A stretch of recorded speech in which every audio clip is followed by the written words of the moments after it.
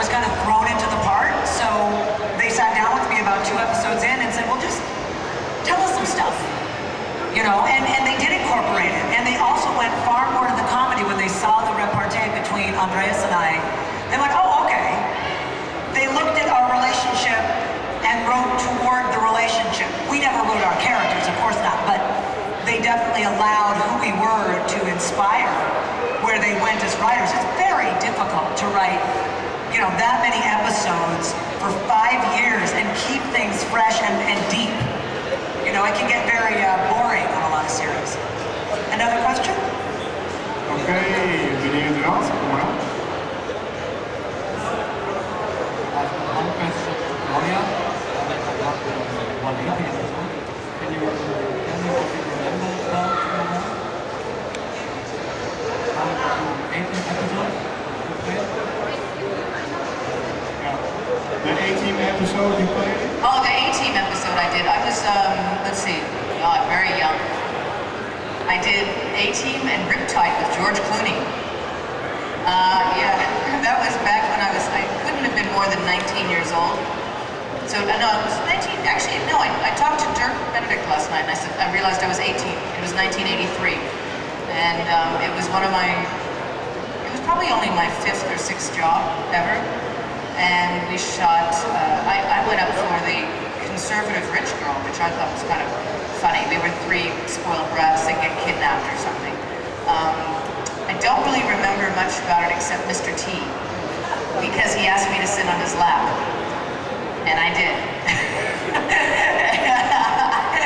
And he actually was very, very generous with his time with children, and I do also remember that George Peppard insisted on, is that still the A-Team? Yeah, George Peppard insisted on going home. It's exactly 5 o'clock every night. Even if it was in the middle of his scene, he would go, I'm done. I'm just saying what she says to me to say. I have no idea, I'm not even thinking about it. I'm not even thinking, okay. I'm not editing at all. Another question? Okay, the gentleman over here has a question, but he just told me that his voice is kind of harsh, so he asked me to ask a question. And it's, if you're going to sing, when? Today? Is Claudia going to sing today? Today or tomorrow? Are you singing today? This weekend? No, but after this, Dean and I are doing an improv comedy show, and that's about as close to performing as we're going to get, and that's going to be at 5 o'clock. Not in this room, I pray to God. It isn't. It isn't. Yeah, the theater. She will be in the theater. And no, I'm not singing at this show. I didn't bring my guitar. And I didn't even bring any of my music CDs, to be honest with you. I just didn't. I'm really busy. Yeah, I didn't really think about it so much, but no. But thanks for asking. Anyone else? Wie heeft er nog een vraag? Steek je hand omhoog, zodat ik het goed kan zien. He's just a font of questions over here. I like Iemand that. anders nog? Yeah.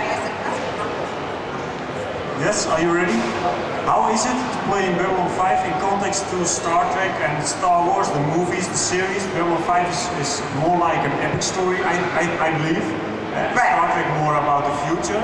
So how is it to play in a series like Babylon 5 in context to those other series? Well, this is funny because there's 2 levels to that question.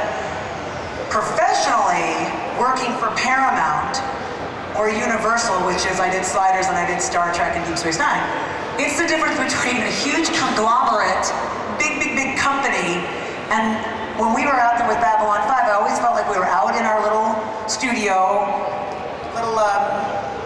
out in the middle of nowhere. We all ate lunch together out under a big tent.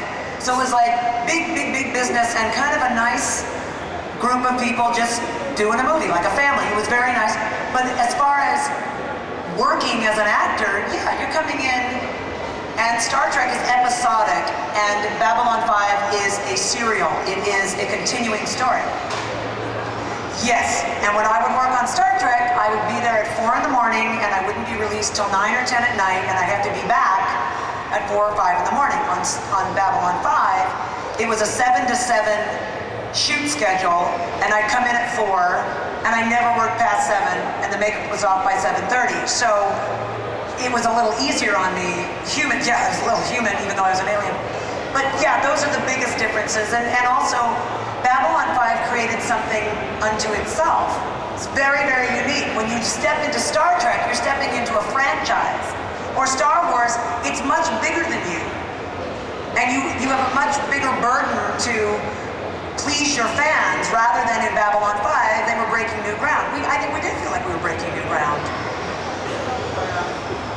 I think Babylon 5 felt more intimate, and it felt like we were going up against the big guy. And it was very, very clear that nobody wanted us to succeed. And we started out, you couldn't turn on the TV any Thursday night and find Babylon 5. We were always interrupted by basketball games, or they showed us at 3 o'clock in the morning.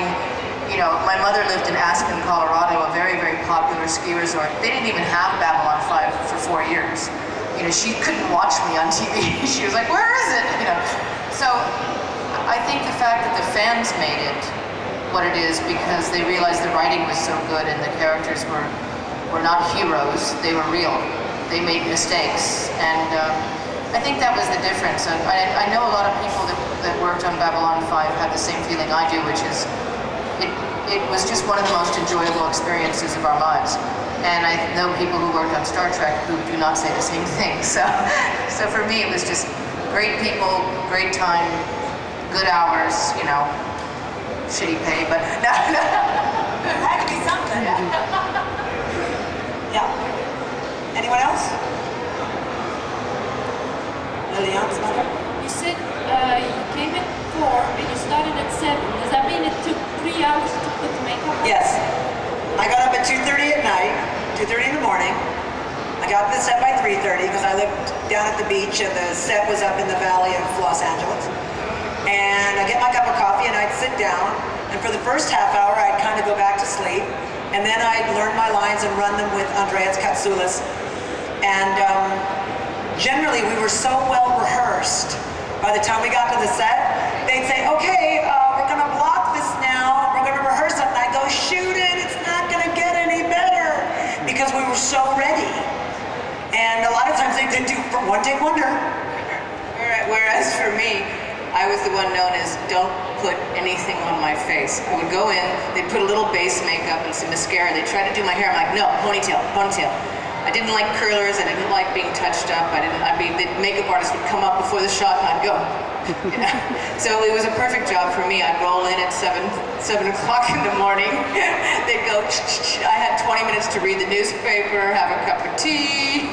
It was great. And the difference of the vibe of the makeup trailers was amazing because the human makeup trailer, we were full of energy and talking about the local, it was during the Rodney King incident, and we were all just screaming in the trailer, and we would sing songs and we'd play crazy music, and you walk in the Alien trailer and it's like classical music and everybody is very, very quiet, meditating and trying not to get pissed off because they've been sitting there for 3 hours, you know. But it was so mellow, totally different vibe. So I could never do that. I could never do what you did. I did prosthetics on the last movie I did in May of this year, and yes, and I had my mouth was sewn shut, and I had a big thing in my neck, and it was the worst. Yeah, I couldn't breathe well, and I couldn't eat or drink or anything, and it's disgusting. I hate prosthetics. Oh yeah, if they had paid me more money, I'd have stayed on the show.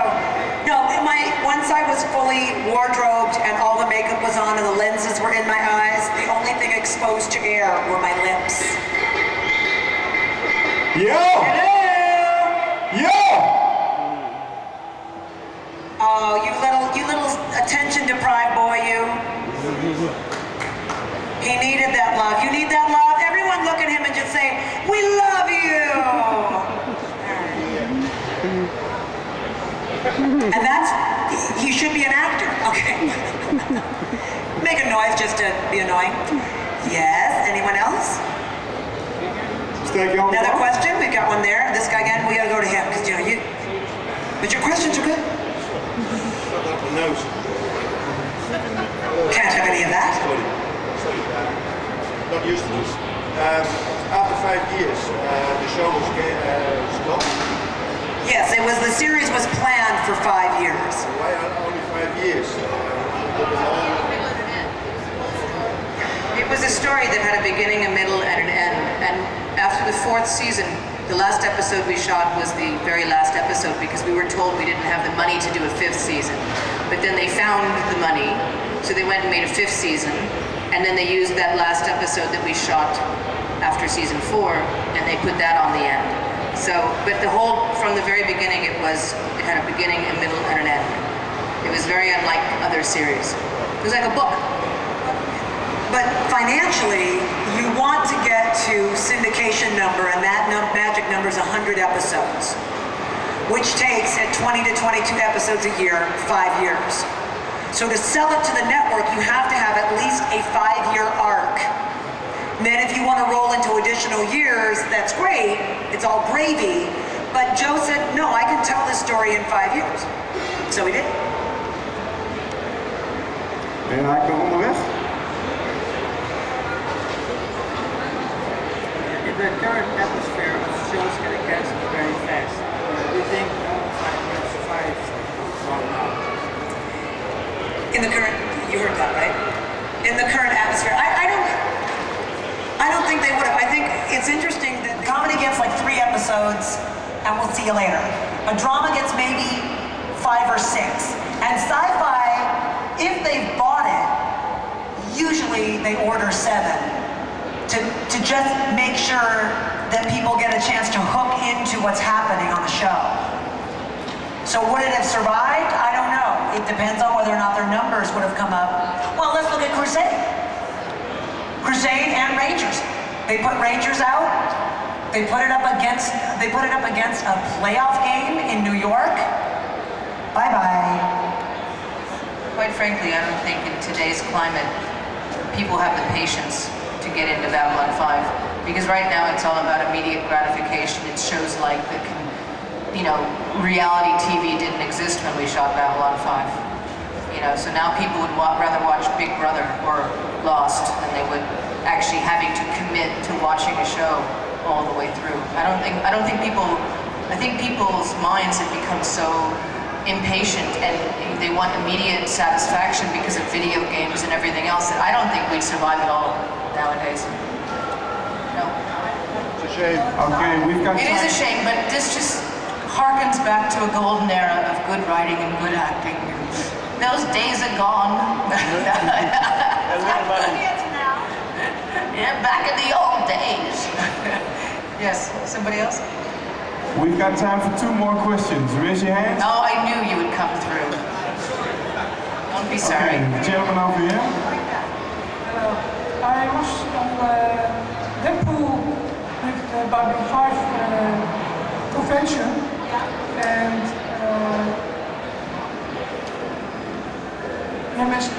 was the script lost? Have you found it again? Can you ask me that question? He was at a convention that you also visited, and you lost the script.